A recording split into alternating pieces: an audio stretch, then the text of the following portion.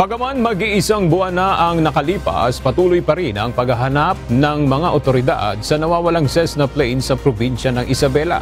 Ayon sa Incident Management Team ng Isabela, pupuntahan nila ang isang bangin sa may bulubundukin ng Sierra Madre kung saan natunto ng mga K9 search dog ang masangsang na amoy na tila naagnas na bangkay.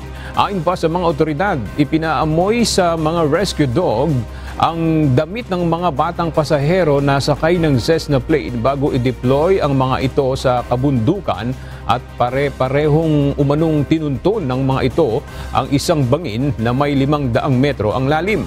Samantala, inilif na noong Sabado ng Civil Aviation Authority of the Philippines o CAAP ang notice to airmen na nagbabawal ng flight mula Cauayan, Isabela hanggang Bungabon, Nueva Ecija. Ito'y matapos na mapatunayan na hindi tinahak ng nawawalang Cessna plane ang nasabing ruta.